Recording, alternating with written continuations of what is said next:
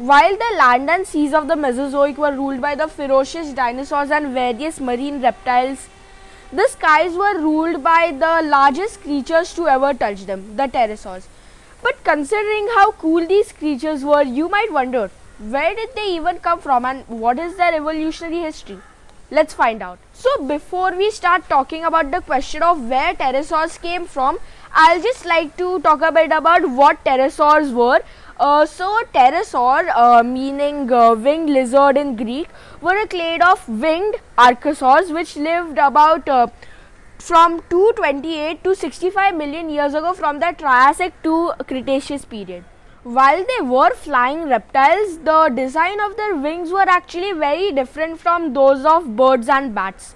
Their wings were made of huge skin flaps that extended from their giant fingers to their ankles. So now I will answer the question you clicked this video for, but before that I will like to make a simple statement. We do not have a very great understanding of pterosaur ancestry, but we do have some simple knowledge about it. Like we know that the closest relatives of pterosaurs were small, lightly built bipedal theropod dinosaur-like creatures known as lagopedids. And while they were not the direct ancestors of pterosaurs, they were some pretty close relatives. Pterosaurs probably evolved from similar creatures to these lagopedids, but there was probably a missing link between the two types of creatures. A archosaur with a pterosaur-like body but with half-developed wings. So while we know where pterosaurs came from, we don't know how exactly they got to where they were later.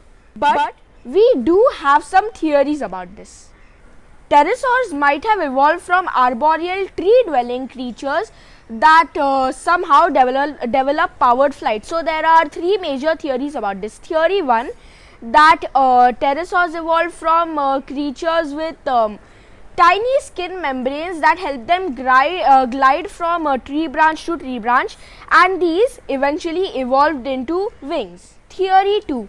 So many types of arboreal lizards have this defensive mechanism where they would like just fall from tree branch to avoid predators.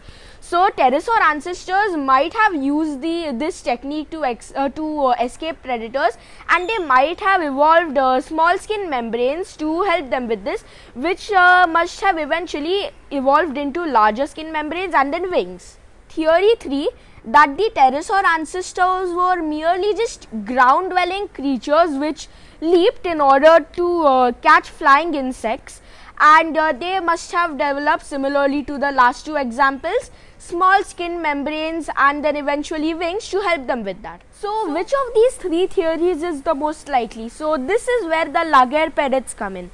A species known as Scleromochlus had many similarities to some pterosaurs, such as a head really big for its own body, and so it's believed that the pterosaur ancestors must have been very similar to this species in particular. And while the Scleromochlus did not have half developed wings or even full wings, it did have very long legs that would help it to jump high, which means that the third theory of where pterosaurs came from is the most likely. So I hope you learned something new today. Please like the video if you liked it, subscribe to my channel if you loved it. Stay tuned and bye bye. So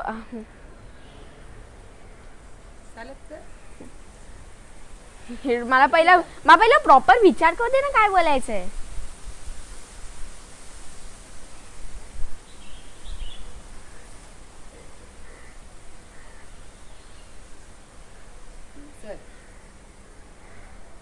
So I hope you learned something new today.